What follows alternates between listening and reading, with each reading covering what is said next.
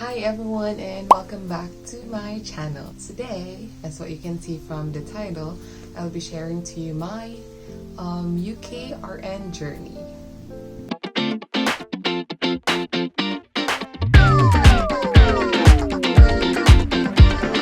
So now I'm going to be sharing to you my journey because now I can probably say that I am a UKRN.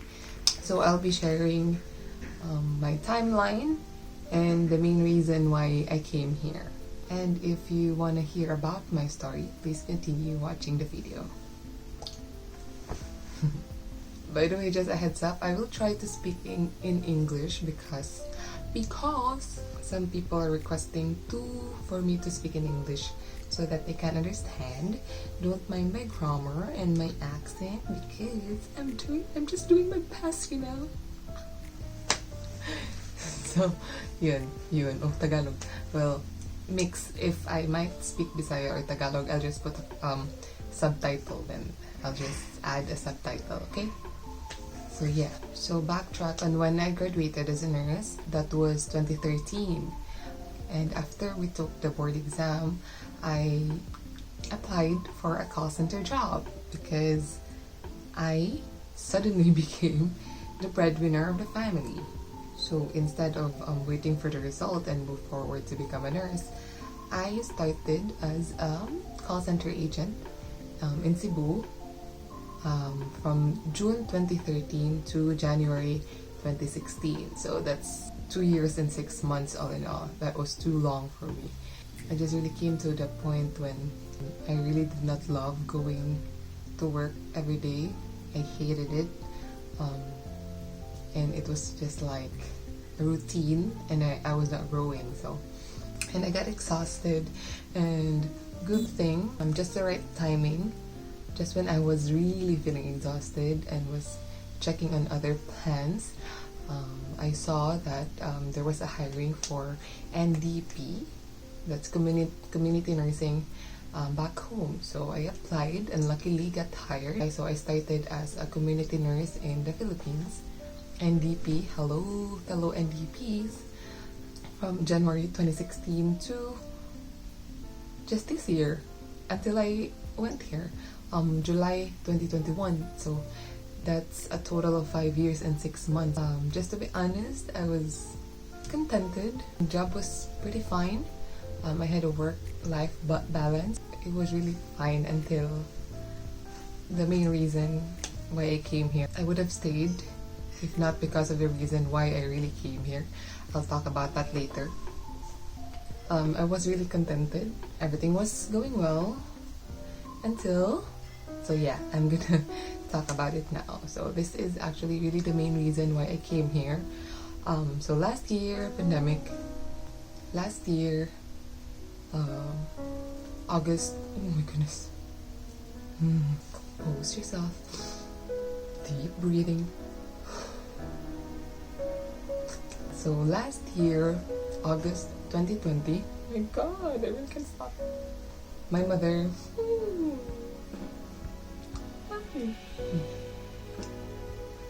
again.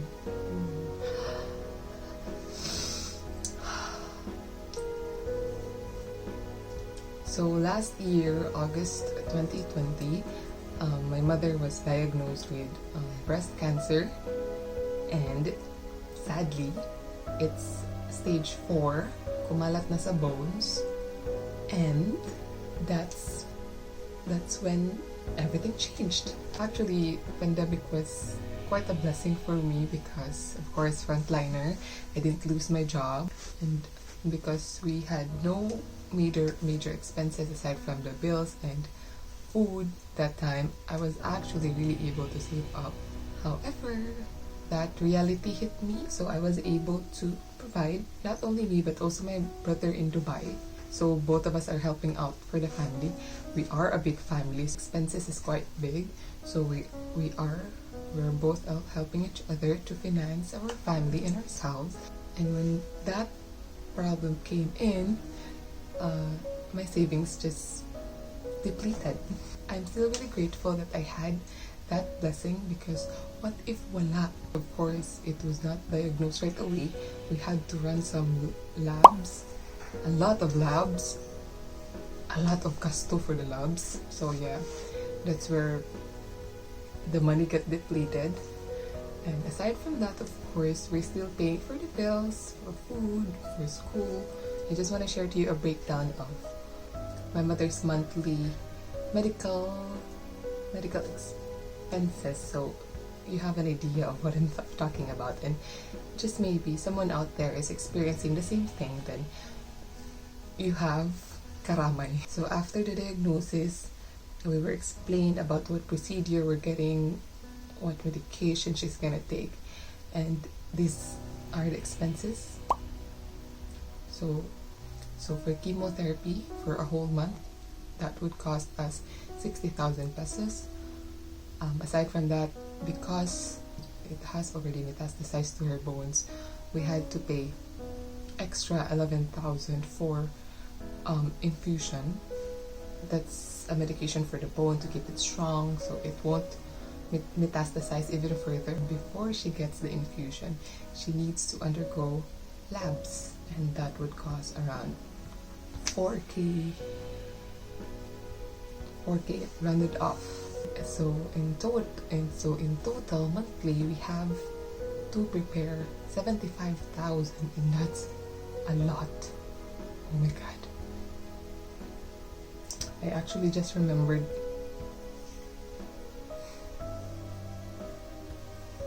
when I heard of that.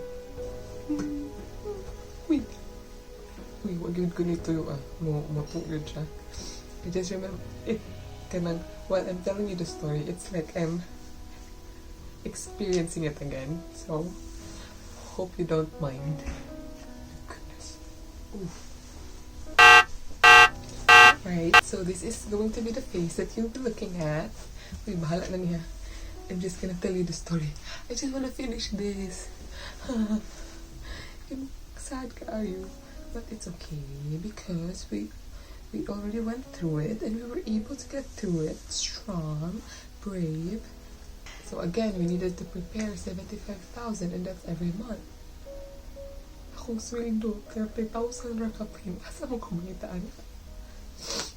I have a brother but in Dubai, but he also has responsibilities, and I know if he is able to save some, it's not gonna sum up to 75,000 a month.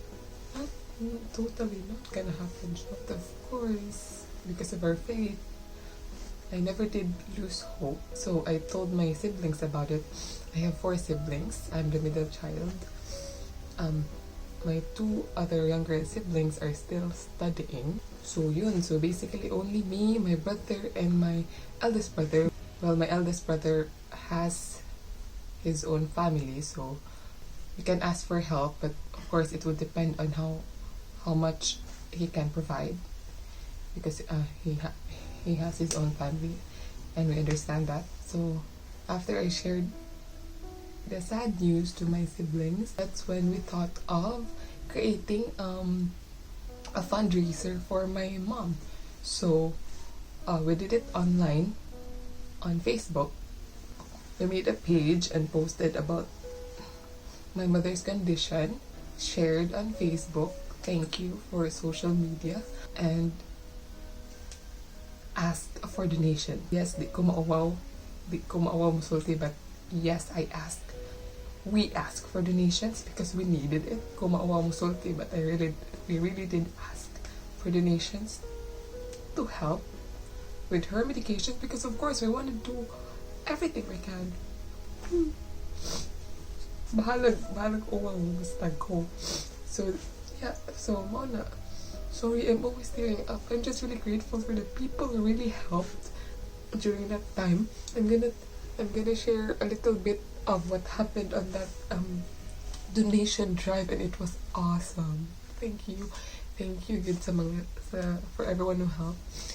Just on the first day, 24 hours of when we posted about asking donations, asking for some help, in 24 hours, sorry, I have a kodigo, we were able to accumulate, imagine, 68,000 within 24 hours. We were just really grateful for family and friends, a lot of family and friends donated.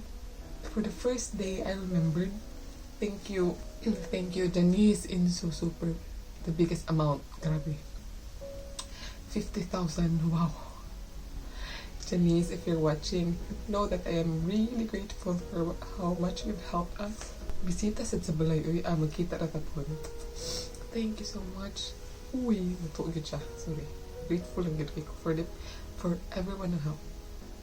And other family and friends na imuhatag og tag ako nang bisay una para maka-express din ko na imuhatag tag 1,000, 1,500. The next 3 days because we posted everything online, so I have a list of how much we accumulated. In the next 3 days, we were able to accumulate 42,000 plus. In just around 4 days, we had 110,000 roughly.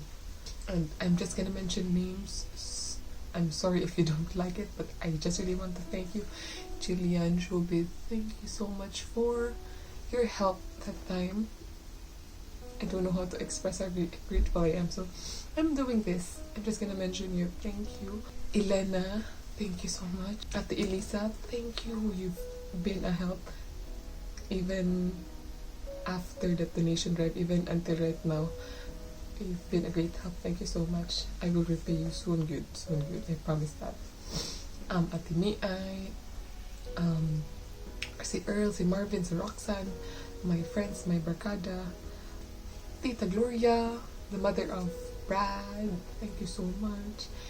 She's given a lot also. Thank you so much. Rio, Dunvain, Alvin, thank you for donating. Si Laleo and Bernadette Sinumbuhan, thank you. Faith, we also had donations from my mother's classmates because they had a group chat. A group chat sa ilang batch from high school, I believe. So they also accumulated a big amount. Aside from that, my brother's workmates and iyang amo who was very generous, good iyang amo. We're just grateful that he has a very nice employer. So iyang workmates, they accumulated a lot also. Iyang barkada sad, sila Jem, sila Jude, sila Bernard, a lot more. I can't mention everyone. My friends, thank you. We're just so grateful. And imagine, even my younger siblings, friends and classmates, imagine, they're still studying. They don't have income, but they were able to give a little amount, even just 100 or 200. Makatouch. So we're just really grateful for everyone who donated. I know that the Lord saw what you did for us, and you will be blessed. We're actually praying for you to be blessed because you were a blessing to others. We thank you for that. From the donations, we were able to complete her chemo for 3 months. That was August, September, October.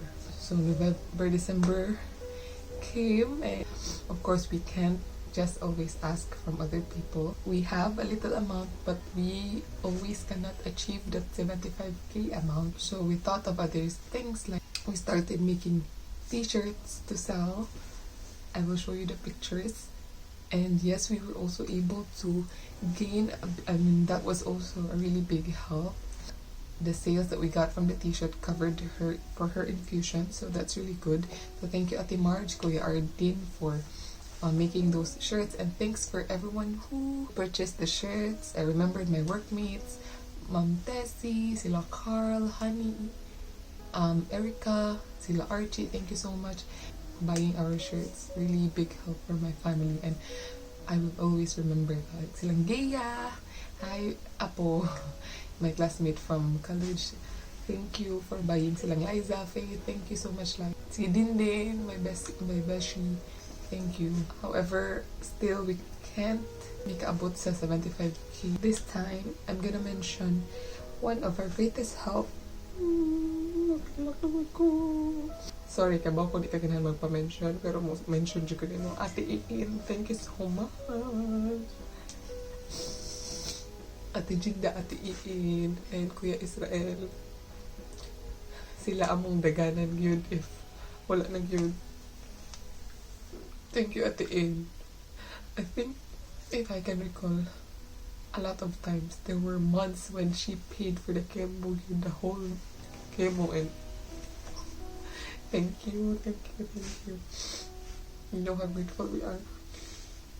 Siya yun ang pinaka-biggest help, biggest blessing from God. Thank you for her and her family's presence, Lord. Thank you. So they've been helping, but again, her medical bills is every month until the time na wala na gid mi ka-catch up. We can't do this all the time. Always utang, always utang. So that's when I decided to come here. Back in December 2020, that's when I really decided, because we needed to do something. So I applied for Niners. That's the review center for OET. I opted to take OET because they say it's easier. 4,000 pesos, but that's unlimited for a year. However, after I enrolled, I did not do anything yet. I was not prepared to do it yet. Until January came. Actually, that was February that I really decided to go for it, because the main reason was we skipped January chemo for my mom because we did not have the money. Of course, I did not want that to happen all the time. Pwede ko mangutang, but wala, nahurot na akong wow na kaayo. And so I have the urgency. I booked right away for March 2021 exam for OET. So that's just a month preparation. Just so you can get started, an advice is book your exam para you have that urgency to review already. And though I am enrolled with Niners, it was just like a self-review because I did not have time to join their live sessions because I had work. So, nag-take lang ko sa mga test nila online, and I watched their videos online. Only then, when it was a week before the exam, when I started booking for live sessions with the coaches for speaking and writing, kasi dun ako medyo super kabado sa speaking online, and I did that every single day until the exam came. And luckily, March 2021 ang exam, around April, I can't remember when, I passed, luckily, because you know, the gasto is mahal also. It was worth 21,000, and I'm super happy with this one blessing. With this one person again, blessed kay me to have, Nanan. I miss you, Nanan. She was the one na nagpautang na ako for my journey here, because of course we needed to shell out money so we can come here. So that was 21,000. April 2021, I got the good news. I passed, and then when I passed, I started checking online and saw community nursing here in the UK. So that interested me because I was a community nurse, and I was afraid if they will not accept me because I didn't have any hospital experience. So good thing, right timing. Na eye-opening for community nurse here in the UK, so I applied. ASC, my agency is ASC. They booked for my interview, and luckily I passed again. Actually, I did not expect to pass because my interview that was not that good.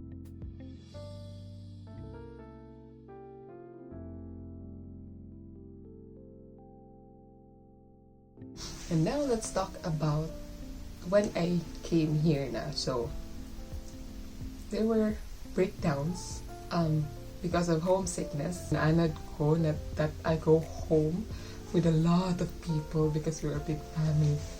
And suddenly this big change na I'm alone. During quarantine, everything was okay. I had one breakdown. Homesick Part 1. But I was okay during quarantine. Just relaxed, watch some TV. I would advise that yes, please relax sa quarantine kasi after that you will be a lot busier. So just relax while on quarantine 10 days. So that was fine. When we came out, I was really excited. So, as what I mentioned from my previous vlogs, one trigger lang yun. Siya good on triggers for my mental breakdown.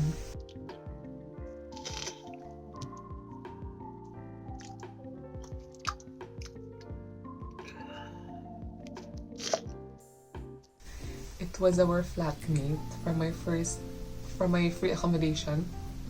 She was so uncomfortable to live with. Reklamador siya. Dili ko ka-fight back because when I wanted to, I asked advice, but friends and family told me not to. This is not my territory. We don't know what they can do to us. They've been here, so what nakabaw sa ilang mga kaila. So we really did not fight back. You go home to a place you're uncomfortable to live. When you go home, you just stay in the room, not making any noise because you're afraid that mureklamo na siya. You're afraid to go out and go to the kitchen, even go to the bathroom because you don't want to see her. So that's how I felt, and that's when I really felt homesick.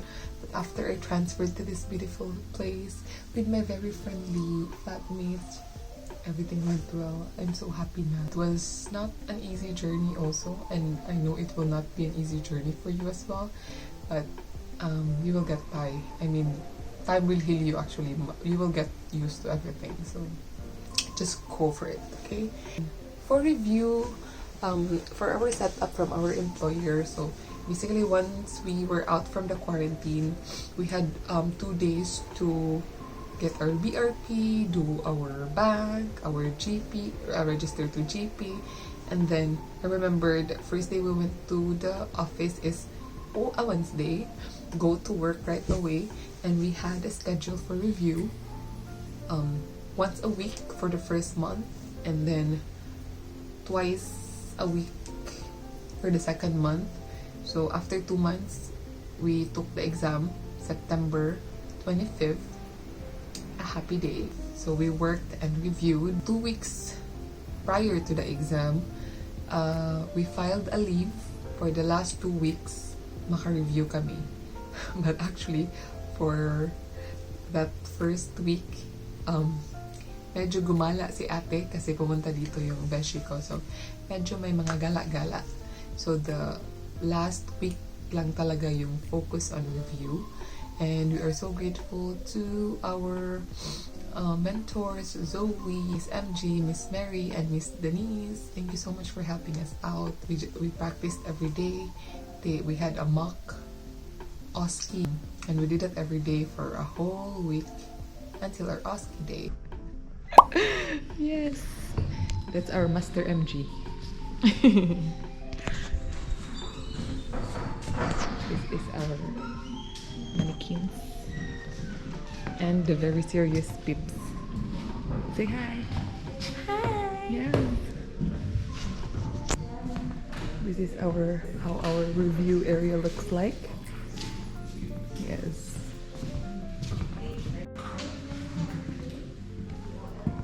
And they're doing a mock over there. How do you feel about your mock? Oh no, I'm doing my breathing. But you already passed, so you're ready. You can take it tomorrow. Yeah. No, Hi, Talan. Hey, what's up? How are you feeling today? No, You're I next. did that. I did that. Yeah, I'm next. Are you ready? A bit anxious. Well, we can never be ready for these things, but hey, I've got no option. You don't have a choice. Yeah. This one is the hard Hi, one. Roy. 6 minutes. I'm nervous. Yeah, we're all nervous. Why only 6? 2 days more to go. Just 2 days more, and So, good luck. it's time to pass. Diba? 2 days more, and we will pass. Wing is talkative. Mag-subscribe to her vlog. Bye. Is being talkative a good or a bad thing? Always good. For OSKI. If you're not talking, you will not talking. Oh, you will not pass. Dan, show us your TikTok. One TikTok. Can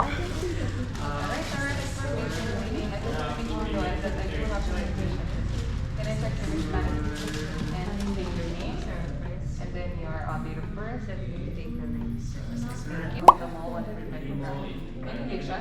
Batch number is 25013 and expiration is number 2023, so it's safe to use. We're exhausted, but laban lang. Laban lang. Lamig dito sa pwesto natin. The beautiful lady. Yeah. Ah? Ganda-ganda ng ring, ah. So mga bling-bling. So blooming. Mary also. So blooming. For our last day. Kaya pala. Oh. Hello, Sir Chowie. Napag-tripan namin si Sir Chowie. Papunta kami. Ano? Ay, maybe. Or doon kayo. Papunta kami sa Jollibee for our last meal together. Not last. Before UKRN. Ito naman sila, makapag-react agad. Saan yung Jollibee? Yan na. Last meal na hindi pa UKRN because next meal together. UKRN na kami! Lahat. Yes! Jollibee!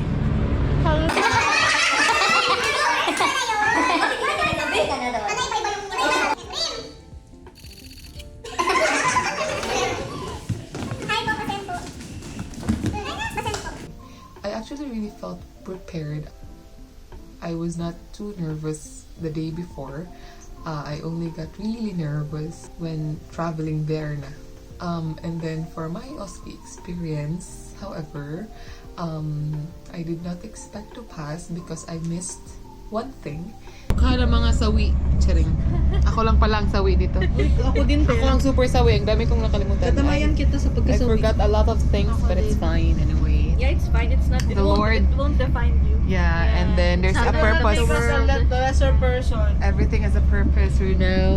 We are not allowed to say so much about our experience, but I missed to mention an expiry date from a medication, and that is a big deal. But however, I think it's because we only had one assessor for everything, APAI and the skills. I think that also helped because even though I forgot to mention the expiry date of one medication from my first skill, because I did skills before APAI, I was able to do so on the next skill. So maybe she looked into that as well. So I really think that having just one assessor for the whole OSKI exams beneficial. So that's what I thought, because if I had another assessor for that skill when I forgot to mention the expiry date of the medication, I think I would really fail. So that's what I thought. I really thought I would fail, but luckily again my plans are aligned with God's plans for me. I passed. As in, super happy na hindi ka na nagmamadaling umuwi kasi kailangan mo pa mag-study. Hindi ka na pressured because I am a UKRN now. Thank you, Lord. Thank you, Lord. Thank you, Lord. I'm also really grateful that I'm already able to buy my mom's chemo. So as what I mentioned, that is the main purpose why I went here. For the first month, I wasn't able to do so because I needed to transfer here and rent was a little expensive, plus the deposit. But on the second month, I was able to, actually not the whole amount, but a big portion of the amount already. So that's a big help. Pero may lacking pa kami na from my recent budgeting, from what I'm getting from my salary. I can only purchase the chemo, but not for the infusion and the labs. So we still lack funds for that, but I believe my brothers can support for that already. I don't know how. I'm still budgeting really, so my goal is to be able to provide for the whole amount every month. And hopefully when time comes when we are able to do banks already, OTs, that's when I can provide for the whole amount. Waiting for that to happen. Just be patient, one step at a time. Grateful kayo ko ni Lord for everything that has happened. I mean, wow. Always listen to my prayers. I don't know how, I don't know why, but always listen to my prayers. And I'm really just so thankful. I'm thankful that I'm built like this. I think like this in a way that I'm not too insecure. I don't compare myself to others, because if I do so, you know, I might be depressed because at my age, 28, I don't have anything yet. Savings, zero. I don't get depressed that I don't have savings, that I don't have investments at my age, because I know it's not my fault, because I'm doing my best. It's just that I have more responsibilities than others. So yeah, I'm just grateful that I'm still happy and contented. So grateful that I'm able to provide for my family, but of course planning for my future. So my next step would be my jowa, my partner's unmarried visa, so he can come here, because if he will come here na, I have help for other finances. Half na kami sa rent, so I can save more. He can work here, and since he balance lang, he doesn't really have that responsibility like mine for his family. He's also helping, but not like me that it's an obligation ba. So it's really a balance. So when he comes here, when he arrives here and he finds a job here, his money is for our future na. So it's like he will be the one saving for us. Sorry, Brad. But at least, diba? But don't worry, because I am really thinking of other things. Aside from my salary, I have extra. Actually, this vlogging is also one of the options. Well, I've been doing this for a year already, and that's because I love doing it. And my partner, Brad, is passionate on video editing. Back at home, he's the one making and editing the videos. So that's why I need him to come here also, because he should edit my videos. So before, we had this as a passion, as a hobby, but now this is an option also. So maybe in the future I can earn extra, mas maka-provide, and hopefully I can also start saving up for myself already, because 28. But you know, kaya lang, laban lang. I'm so grateful also for everyone who's been so very supportive sa vlogging. Sa tanan ni subscribe, almost 1K na ta. Hopefully maabot ng 1K. Hopefully you will still continue to support. I'm also here to help you if you're still starting your journey.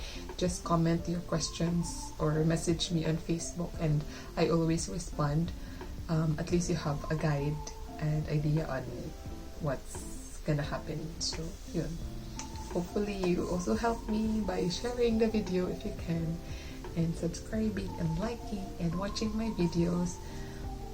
Yeah, thank you everyone. Once again, thank you Lord for this journey. It was really smooth for me. There were bumps, there were problems, but tiny bits. As in, hindi ko ka-imagine. It was really smooth. I believe it's really smooth. Thank you, Lord. On my next video, I said I'll try to make a video where I can share to you my salary, how I budget, and I also want to do videos for OSKI. So you have an example, or you have a sample of the run through for every skill, cause yun ang hinahanap namin while reviewing. We were trying to check for videos on YouTube, but we haven't found a video na yung straight na demonstration. So I will try to make a video para dyan. It's just that I don't have someone to act as a patient for me, but pwede na siguro wala, no? So if you want that, please, you can comment what video I'm gonna make, which skill I'm gonna start with, so I can share with you the process, and it's easier because you have a sample, you know. Guess you understand. Huy, ako in English, bahala na, abot ka kasabot mo. Thank you everyone for watching this video. Hope you like and subscribe again, and I'll be making more videos. A day with me sa work, in community nursing, and other stuff. Just comment kung unsa inyong on what you can suggest. Thank you everyone. God bless everybody.